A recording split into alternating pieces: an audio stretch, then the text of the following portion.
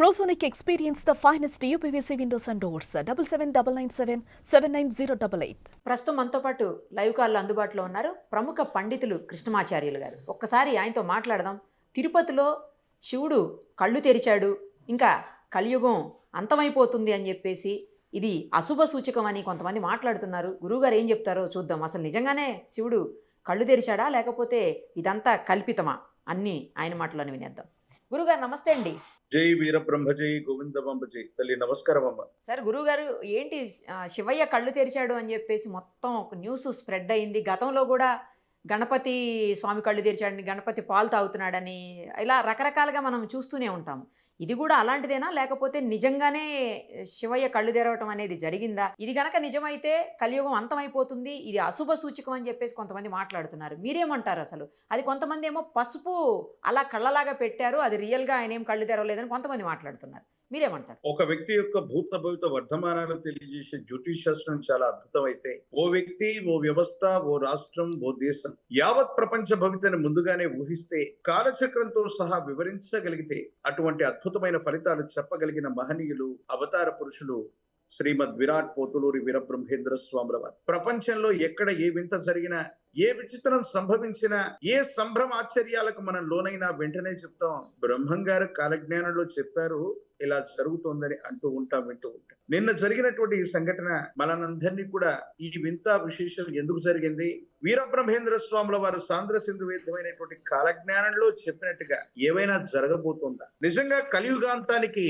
ఇది సంకేతమని మనం అనుకోవాలి. మరి వీరబ్రహ్మేంద్ర స్వాముల వారి యొక్క కాలజ్ఞానంలో ఏముంది? ఈ ముక్కంటి కన్ను తెరుస్తాడన్నటువంటి మాటని కాలజ్ఞానంలో ఏవైనా చెప్పి ఉన్నారా? నిజంగా ఇది మీరన్నట్టుగా ఒక అశుభానికి కానీ లోక కళ్యాణానికి కానీ ఏదైనా సంకేతంగా మనం భావించాలా అన్నటువంటి విషయాన్ని తెలుసుకునే మునుపు శ్రీ గురుదేవులు వీరబ్రహ్మేంద్ర స్వాముల వారు అతి ప్రాచీనమైనటువంటి ఆలయాల్లో అక్కడ ఉన్నటువంటి దేవతామూర్తుల యొక్క శిలల్లో రకరకాలైనటువంటి మార్పులు వస్తాయని స్వామివారు చెప్పినటువంటి మాట వాస్తవమే. వాటిలో కొన్ని విషయాలు ఇప్పుడు మనం తెలుసుకుందాం.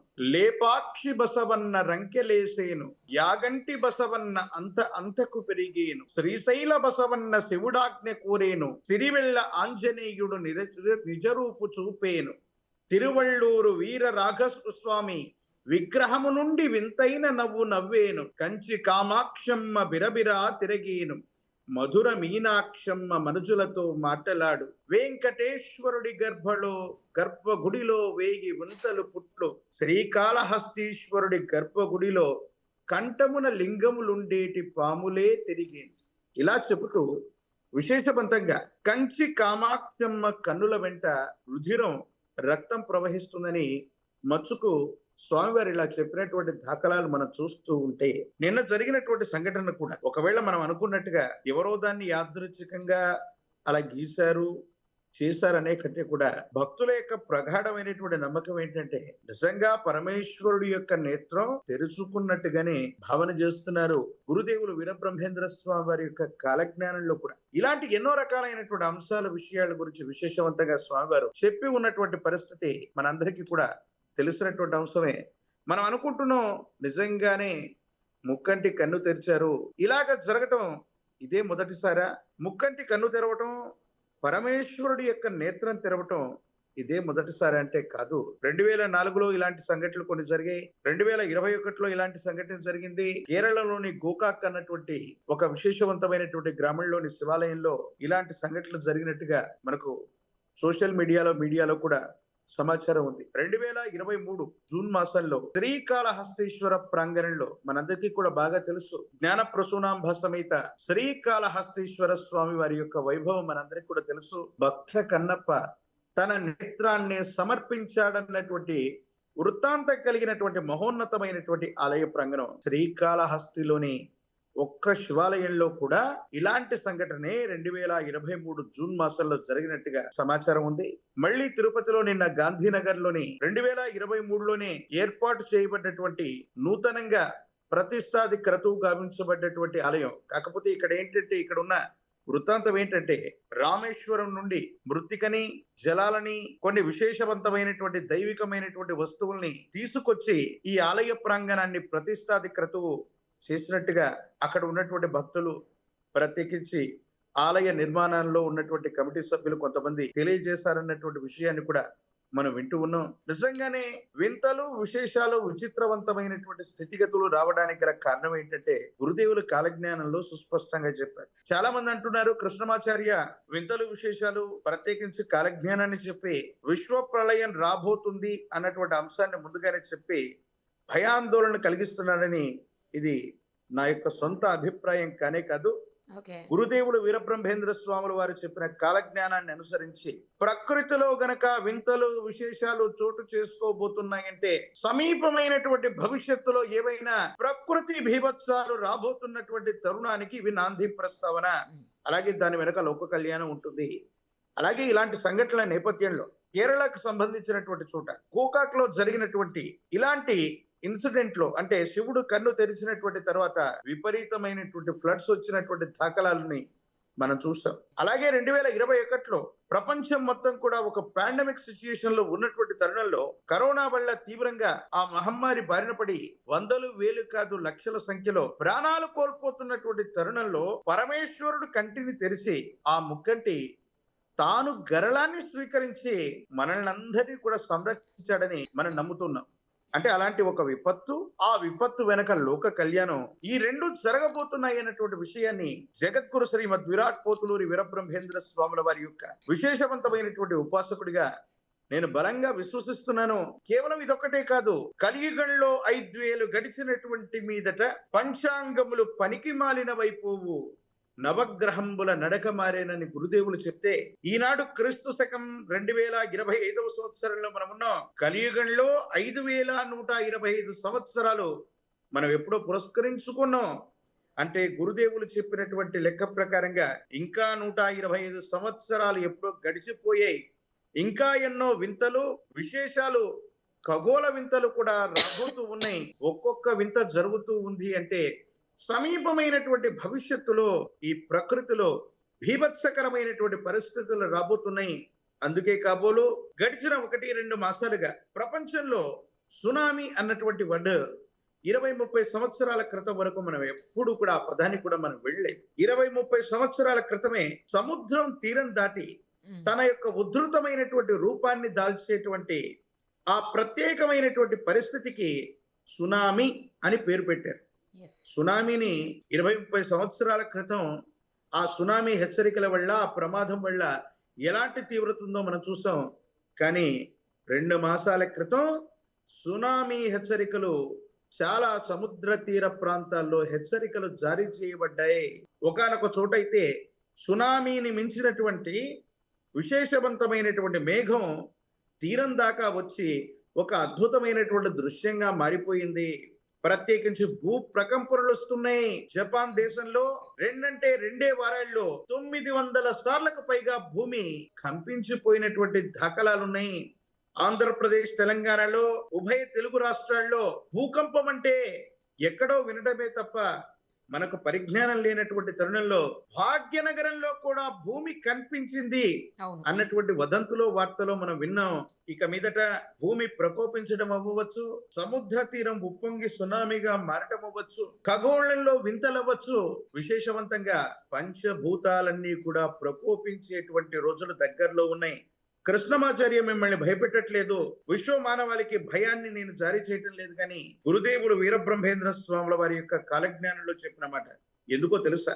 పరిత్రాణాయ సాధూనాం వినాశాయ చ దుష్కృతాం ధర్మ సంస్థాపనార్థాయ సంభవామి యుగే యుగే యథా యథా హి ధర్మస్య గ్లానిర్భవతి భారత అభ్యుత్థానమధర్మస్య తథాత్మానం సృజామ్యహం.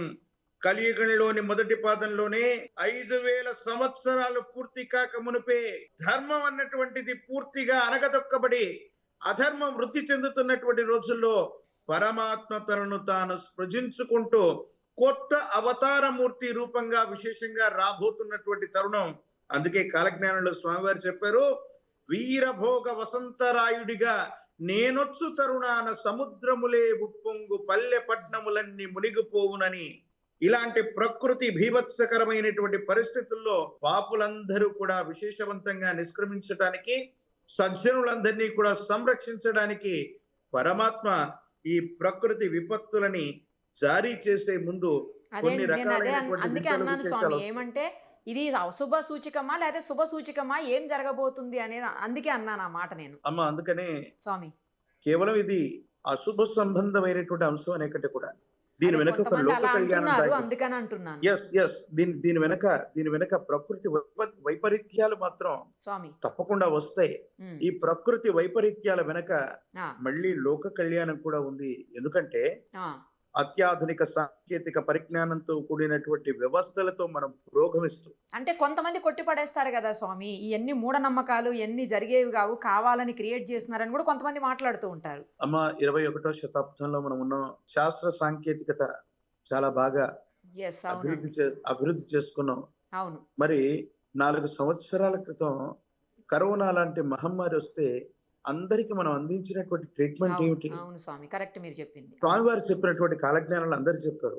అవును. మరి ఇలాంటి విషయాలు బ్రహ్మం గారు కాలజ్ఞానంలో ముందే చెప్పి ఉంటే వాటికి సంబంధించినటువంటి పరిహారం చెప్పలేదా అని హ్మ్. మచ్చుకు ఒక చిన్న ఉదాహరణ చెప్తాను. విశేషవంతంగా కరోనా ఎక్కడి నుంచి వచ్చిందంటే భారతదేశానికి ఈశాన్య దిక్కు నుండి చైనా నుండి వచ్చింది. ఈశాన్య దిక్కు నుండి విషగాలి వీచేను లక్షలాది జనులు చచ్చేరయ్యా. ఓకే. కోరంకి అను జబ్బు 1,00,00,000 మందికి తగిలి కోడిలాగా తూగి సచ్చేరయ్యా. కోటి అంటే అర్థం ఏంటి? 100 లక్షలు అనుకుంటాం. కోటి అంటే అర్థం ఏంటంటే అనంతం, అంటే లెక్కలేదు. అలాగే కోడిలాగే తూగి చచ్చిపోతారన్నారు. ఎందుకన్నారో తెలుసా? ఆ మాట ఎందుకు వాడారు? కోడినే వాడకుండా ఏ కుక్కనో వేరే పక్షినో అక్కడ స్వామివారు వాడి ఉండొచ్చు, కానీ కోడి అన్నారు. కోడి పందాలు జరుగుతూ ఉంటాయి ఉభయ తెలుగు రాష్ట్రాల్లో, మనందరికీ కూడా బాగా తెలుసు. ఏ సందర్భంలో జరుగుతాయి? ఒక ఫెస్టివల్, ఒక పండుగకి, సంక్రాంతి పర్వదినానికి అటు ఇటుగా కోడి పందాలు ఆడేటువంటి ఆటను మనం చూస్తాం. ఒక కోడి మరో కోడిని కొట్టుకుంటున్నటువంటి సందర్భంలో కోడి ఎంత రుధిరం ప్రవహిస్తున్నా, రక్త గాయాలు అవుతున్నా అది పోరాడుతూనే ఉంటుంది. అవును. కానీ దాని ఊపిరికి సంబంధించినటువంటి శ్వాస వ్యవస్థకి చిన్న దెబ్బ తాకితే వెంటనే చచ్చిపోతుంది. అందుకని మనిషి కృత్రిమంగా బయట నుంచి వాటికి శ్వాసనిస్తూ ఉంటాడు. కృత్రిమంగా బయట నుండి శ్వాసనిస్తుంటాడు. ఆ! స్వామివారు చెప్పింది ఏంటంటే, మీరు ఎన్ని శాస్త్ర సాంకేతికతో ఎన్ని సాధించినప్పటికీ కూడా ఈ కరోనా వల్ల ఊపిరాడక చనిపోతారు. ఇది శ్వాసకోశానికి సంబంధించినటువంటి వ్యాధి. మనందరికి ఇచ్చినటువంటి ట్రీట్మెంట్ ఏంటో తెలుసా? స్వామి. ఆక్సిజన్ సిలిండర్ల ద్వారా కృత్రిమంగా శ్వాసని అందించడమే తప్ప కరోనాకి విశేషవంతమైనటువంటి మందులు ఏవి కూడా పని చేయలేదు. చాలా మంది చనిపోయినటువంటి వాళ్ళలో ఊపిరాడక, ఊపిరితిత్తుల్లో ఏదో రకమైనటువంటి పరిస్థితుల్లో ఇబ్బంది ఏర్పడడం వల్లే చనిపోయారు. కాబట్టి గురుదేవులు చెప్పినటువంటి మాటని, ఎందుకంటే విశ్వాసాలు, మూఢ విశ్వాసాల గురించి మాట్లాడేటప్పుడు 400 సంవత్సరాల క్రితం విశ్వభవితను చెప్పిన కాలజ్ఞాని వీరబ్రహ్మేంద్ర స్వామి వారు ఉన్నటువంటి సందర్భంలో స్వామివారు ఈ భూమి మీద నడియాడుతున్నప్పుడు చాలా మూఢ విశ్వాసాలు ఉండేవి. ఎలాంటివో తెలుసా? అమ్మవారికి మేకల్ని లేకపోతే గొర్రెపోతుల్ని బలి ఇచ్చేటువంటి సాంప్రదాయం. అమ్మ బలి కోరదని చెప్పి పోలేరమ్మను పిలిస్తే అమ్మవారు నిప్పు తీసుకొచ్చినటువంటి దాఖలాలు ఉండేవి. ఈనాడు చాలా మంది అమ్మవార్లు బలి కోరరు అనేటువంటి ఉద్దేశం చేత మనం వాటిని ప్రచారం చేస్తున్నాం. అలాగే పూర్వం కన్యాశుల్కం, బాల్య వివాహం ఇలాంటి వ్యవస్థలు ఉండేవి. 10 సంవత్సరాల లోపు ఉన్నటువంటి ఆడపిల్లలకి వివాహాలు అయ్యేవి. కానీ ఎవరైనా సరే ఒక స్త్రీ రజస్వల అయితే రజస్వల అనంతరం వివాహం చేసుకోకూడదనేటువంటి మూఢనమ్మకం ఉండేది. కానీ వీరబ్రహ్మేంద్ర స్వాముల వారు 400 సంవత్సరాల క్రితం ఏ మహిళ అయినా, ఏ స్త్రీ అయినా సరే రజస్వల అయినటువంటి మాత్రం తర్వాత మాత్రం వివాహం చేసుకోవాలని ఈ భూమి మీద నాకు తెలిసి 400 సంవత్సరాల క్రితం రజస్వల అనంతరం మొట్టమొదటి వివాహం చేసుకున్నారు వీరబ్రహ్మేంద్ర స్వామి. ఈ రోజు భారతదేశంలో అది చట్టం. అందుకే మైనర్ గా ఉన్నటువంటి బాలికను ఎవరు కూడా వివాహం చేసుకోరు. 18 ఏళ్ళు నిండినటువంటి తర్వాత మాత్రమే ఈ రోజు భారతదేశంలో ఏ మహిళనైనా వివాహం చేసుకోవాలన్నటువంటి చట్టం. ఎన్నో రకాలైనటువంటి మూఢాచారాలను రూపుమాపినటువంటి విశేషవంతమైనటువంటి యోగి పుంగవుడు వీరబ్రహ్మేంద్ర స్వామి వారు. మీరు అన్నట్టుగా చాలా మంది ఇది కేవలం మూఢ విశ్వాసం, లేకపోతే ఇలాంటివి ఏవి జరగవు అని మనం అనుకుంటున్నాం. కానీ ప్రపంచం మొత్తం కూడా భారతావనితో సహా ఎలాంటి ఉత్పాతంలో మనం ఉన్నామో తెలుసా? నిన్న మొన్న దాయాది దేశమైనటువంటి పాకిస్తాన్ తో యుద్ధపూరితమైనటువంటి వాతావరణాన్ని మనం చూస్తాం. అంతకంటే ముందు రష్యాకి ఉక్రెయిన్ కి మధ్య వారాలు, నెలలు, సంవత్సరాల తరబడి యుద్ధకాంక్షతో రగిలిపోతున్నటువంటి పరిస్థితులు మనం చూస్తున్నాం. ఇక ప్రపంచంలో ఒక దేశం మరో దేశంతో తగువ పట్టడానికి కూడా సిద్ధమైనటువంటి వాతావరణం ఉన్నాం. మనందరి దగ్గర ఉన్నవి ఏంటో తెలుసా? మామూలు అస్త్రాలు కాదు, అణ్వాయుధాలు, అణ్వాస్త్రాలు. వీటిని ఉపయోగించడానికి కూడా ప్రపంచం మొత్తం కూడా సిద్ధపడిపోయింది. ఇది 3వ ప్రపంచ యుద్ధానికి నాంది ప్రస్తావన కాబోతుంది. అంటే విశ్వాసము, మూఢ విశ్వాసం అన్నటువంటి విషయాన్ని గనక మనం పక్కన పెట్టి వర్తమాన ప్రపంచంలో ఇలాంటి బీభత్సకరమైనటువంటి పరిస్థితులు రావడానికి, ప్రకృతి ప్రకోపించడానికి ఎన్నో రకాలైనటువంటి అస్త్రశస్త్రాలని మనం తయారు చేసుకున్నాం. 2వ ప్రపంచ యుద్ధంలో హిరోషిమా, నాగసాకి మీద ఒక అణుబాంబును వేస్తే ఇప్పటికీ కూడా గడ్డి మొక్క మొలగనటువంటి పరిస్థితులు ఉన్నాయన్న విషయాన్ని మనం చెప్పుకుంటూ ఉంటాం. అలాంటి పరిస్థితులు వస్తే ప్రకృతి ప్రకోపించక విశ్వ మానవాళి మీద, ఈ భూప్రపంచం మీద ప్రకృతే ప్రకోపించేటువంటి రోజులు ఉన్నాయి. అందుకే ఇన్ని వింతలు, ఇన్ని విశేషాలు, ఇన్ని విచిత్రవంతమైనటువంటి పరిస్థితులు. అలాగే వేప చెట్టుకు పాలు కారేనన్నారు. చాలా రకాలైనటువంటి పరిస్థితుల్లో సోషల్ మీడియాలో మనం చూస్తున్నాం. ఒక కుక్క పందికి పాలిస్తుందన్నారు. రీసెంట్ గా 4-5 రోజులు, 1 వీక్ నుంచి సోషల్ మీడియాలో అదంతా కూడా ట్రెండ్ అవుతుంది. పంది కడుపున ఏనుగు పుడుతుందన్నారు. 1971లో నల్గొండ పరిసర ప్రాంతాల్లో ఇలాంటి ఏనుగు పోలినటువంటి జీవి జన్మించినట్టుగా అప్పుడు ఉన్నటువంటి వార్తాపత్రికల్లో కూడా ఈ వార్త ప్రచురితమైనటువంటి పరిస్థితులు ఉన్నాయి. అలాగే వింతైన విచిత్రవంతమైనటువంటి పరిస్థితులన్నీ జరుగుతున్నాయి. ఇది కొన్ని విశ్వాసాలకు సంబంధించింది, మూఢాచారం అని నేను అనుకోను. కానీ వీరబ్రహ్మేంద్ర స్వాముల వారి యొక్క కాలజ్ఞాన ప్రకారం సమీపమైన భవిష్యత్తులో ఇవన్నీ జరిగే అవకాశం. చాలా పర్ఫెక్ట్గా చెప్పారు స్వామీజీ. ఎందుకంటే ఈ భక్తి కావచ్చు, లేకపోతే దేవుడు కావచ్చు, లేకపోతే ఇలాంటి నమ్మకాలు ఇవన్నీ కూడా ఎవరి ఇష్టం వాళ్ళది, వన్స్ ఓన్ ఫెయిత్, ఎవరి నమ్మకం వాళ్ళది, కాదని ఎవరు మాత్రం అనగలుగుతారు ఇందులో. థ్యాంక్ యూ స్వామి, థ్యాంక్ యూ సో మచ్. జై వీరబ్రహ్మ, జై గోవిందమాంబ జై. సుమన్ టీవీలో మీ పర్సనల్ అండ్ బిజినెస్ ప్రమోషన్స్ కోసం కింది నెంబర్కి కాంటాక్ట్ చేయండి.